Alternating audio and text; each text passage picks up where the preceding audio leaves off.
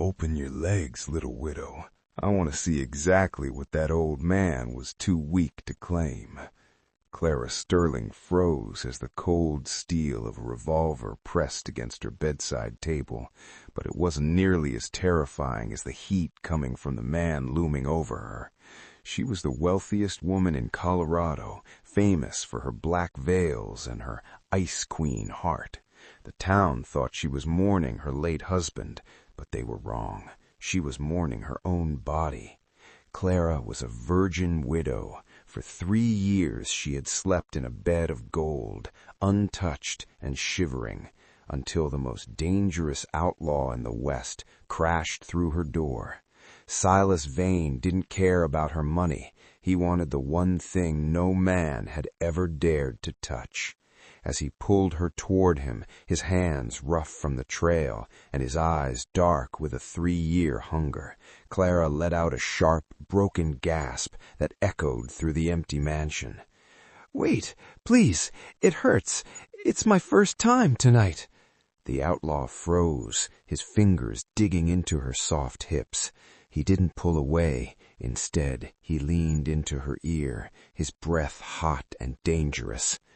"Then tonight, I'm not just stealing your gold, Clara. I'm stealing your innocence, and I'm not stopping until you're screaming my name loud enough for the sheriff to hear." This is the story of a night that started with a gunshot and ended with a secret that would change the West forever. The winter of 1882 was the coldest Colorado had ever seen. In the town of Silver Ridge, the wind howled like a hungry wolf. Inside the tallest house on the hill, Clara Sterling sat alone. At 24 years old, she was the richest woman in the territory, but she felt like a prisoner. Clara was known as the Ice Queen. She always wore black silk and a heavy lace veil. People thought she was mourning her husband, the wealthy banker Sterling, but Clara had a secret that burned hotter than the fire in her hearth. She wasn't mourning a lost love. She was mourning a life she never got to live. Her husband had been 60 years older than her. On their wedding night 3 years ago, he had sat down on the edge of the bed, gasped for air, and died before he could even take off his boots. He had left her his gold, his land, and his name, but he had left her a virgin. She was a widow who had never been kissed. She was a woman who had never felt the heat of a man's skin against hers. Tonight, the silence in the house was heavy. Clara poured a glass of wine, her hands shaking. Suddenly, a loud thud echoed from the front porch. Then came a heavy, desperate scratching at the wood. Clara grabbed a small pistol from the side table. Her heart hammered against her ribs. She pulled open the heavy oak door, and the freezing wind nearly knocked her down. A man was collapsed against the frame. He was massive, his shoulders broad enough to fill the doorway. He wore a tattered duster coat stained with dark, wet patches. A black cowboy hat shadowed his face, but she could see the glint of a steel-gray eye looking up at her. "Help me," he rasped. His voice sounded like grinding stones. He lurched forward, crashing onto the expensive rug in the foyer. As he fell, his coat pulled back. Clara gasped. Tucked into his belt was a pair of ivory-handled revolvers, and his side was soaked in fresh red blood. This wasn't a neighbor. This was Silas Vane, the outlaw with a $1,000 bounty on his head, and he was bleeding out on her floor. Clara closed the heavy door against the storm. The outlaw, Silas Vane, lay unconscious on her floor. He was a mountain of a man, smelling of wet leather, expensive tobacco, and iron-scented blood. She knew she should call the sheriff, but something stopped her. Perhaps it was the way the house felt too quiet, or the way her own heart beat with a sudden wild energy.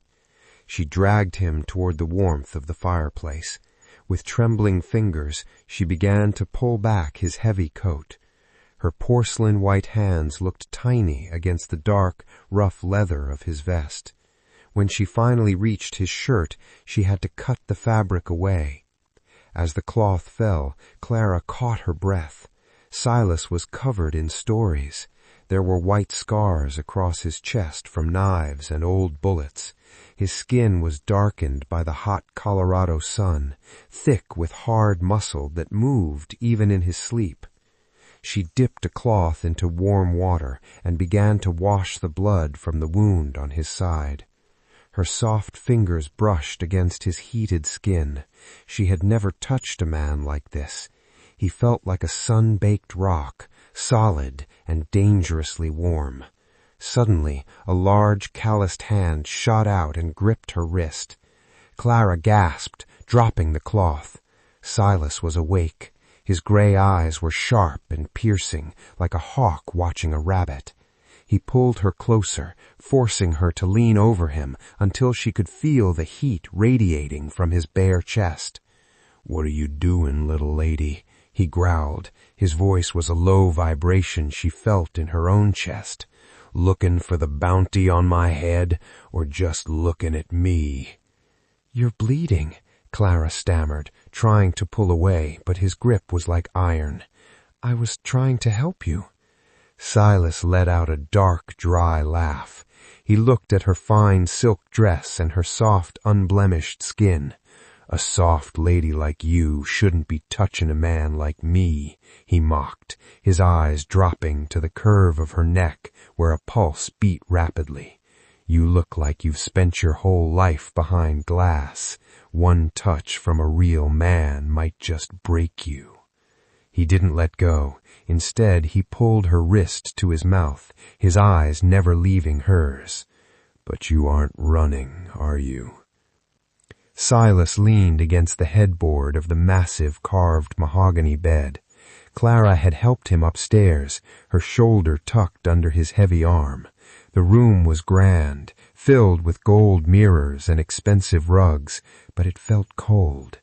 Silas looked around the room, his lip curling in a slight sneer. "This place smells like a museum," Silas rasped, his eyes tracking the shadows in the corners. "Why does a beautiful bird like you live in a dead man's cage? You have all this gold, all these fine things, but your eyes look like you're starving." Clara stood by the window, her back to him. The wind rattled the glass. "It was my husband's room," she said softly. "It is my inheritance." "Inheritance?" Silas laughed, though the sound ended in a wince of pain from his side. "I've seen widows before. They usually look relieved, but you look like you're waiting for a life that never started. Did the old banker even know what he had? Did he ever take you to this bed and make you scream his name?"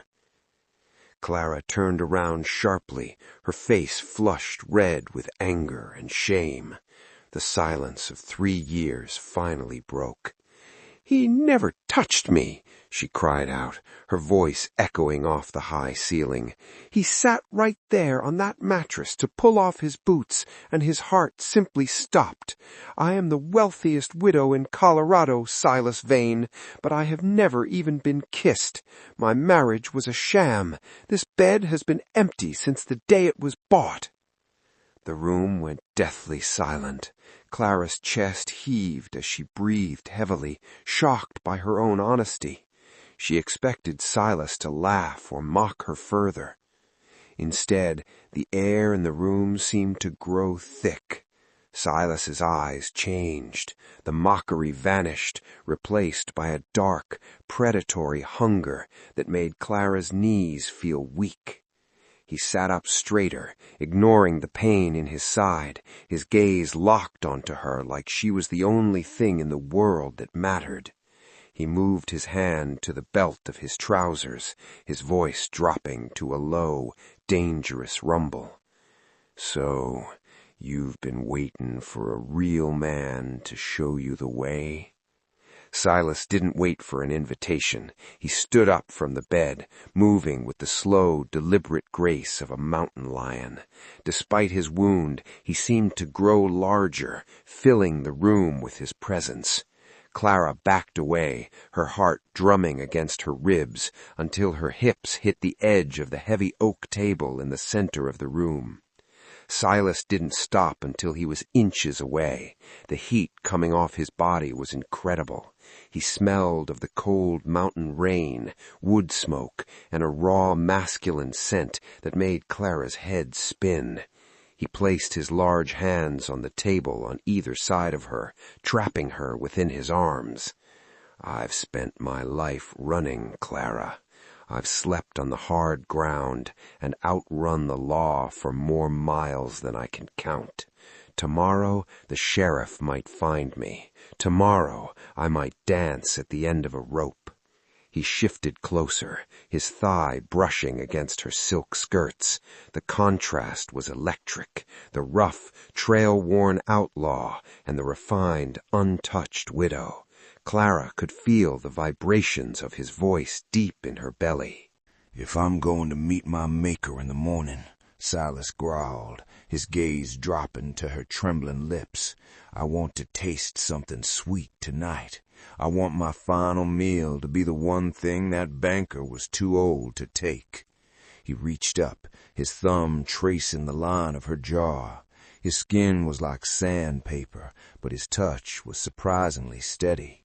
"But I don't take what isn't offered. I want to hear you say it. Tell me you don't want to be a widow tonight. Tell me you want me." Clara looked into his gray eyes and saw a fire there that burned hotter than the one in the hearth. The safety of her old life felt like a thin, cold sheet of ice. She wanted to break it. She wanted to feel alive, even if it was only for one night. "I want you," she whispered, her voice breaking. "Please, show me what I've been missing." Silas let out a low, satisfied sound. He gripped her waist, his fingers sinking into the soft flesh, and lifted her onto the table. The fire crackled in the hearth, throwing long, dancing shadows against the walls as Silas pushed the silk skirts of Clara's morning dress aside. The room was silent, except for their heavy breathing and the wind rattling the window panes. For the first time in her life, Clara felt truly seen, not as a widow, not as a pile of gold, but as a woman. Silas stepped between her knees, his presence overwhelming. He was heavy and solid, a force of nature that she couldn't escape. As he moved to claim her, the reality of the moment hit Clara like a physical blow. She had imagined this in the dark of her lonely nights, but the sheer size and power of a man like Silas was something she wasn't prepared for. She gripped his muscular shoulders, her fingernails digging into his skin. As he began to merge his life with hers, a sharp, sudden gasp left her lips. Her eyes flew open, stinging with tears she didn't expect. "Wait! It hurts!" she cried out, her voice small and trembling. "It's my first time tonight." Silas froze. Every muscle in his back turned to stone. He looked down at her, seeing the genuine shock and the flash of pain in her beautiful eyes. A man like him, an outlaw who had lived 100 lives in the dirt and the blood, should have been too rough for this. But something in him shifted. The predatory hunger in his eyes softened into something darker, deeper, and far more dangerous. Possessiveness. "I know, little bird," he whispered, his voice vibrating against her lips as he kissed the tears from her cheeks. "I'm gonna go slow. I'm gonna be so careful with you that you'll think I'm a saint." He moved with a new agonizing slowness, his large hands cradling her face as if she were the most precious thing he had ever stolen. "But when I'm done," he growled low in his throat, "you won't be a widow any more. You'll be mine. I'm going to leave my mark so deep that no other man will ever dare to touch what belongs to Silas Vane." Clara's pain began to melt into a strange rhythmic heat. She realized that she wasn't just losing her innocence, she was being claimed by the wildest heart in Colorado. The fire had burned down to glowing red embers, and the room was filled with the scent of spent passion and cedar wood. Silas lay on the thick rug before the hearth, his large body a shield against the cold. Clara was tucked against his side, wrapped in a heavy wool blanket. For the first time in 3 years, she didn't feel the chill of the Colorado winter in her bones. Silas ran a calloused hand through her hair, his touch surprisingly light. He stared into the dying flames, his face unusually soft. "I've spent 10 years sleeping with one eye open, Clara," he said quietly. "I've never stayed in one place long enough to see the sun rise twice. I thought my life would end in a dusty street with a bullet in my heart." He looked down at her, his gray eyes searching hers. "But tonight I felt like I was worth more than a bounty poster. You gave me something I didn't think existed for a man like me." Clara leaned up, resting her chin on his chest. She saw the vulnerability behind the outlaw's mask. "You gave me a life, Silas. I was a ghost in this house. You made me feel blood in my veins again." But the peace didn't last. Through the thick stone walls of the mansion, a new sound cut through the wind.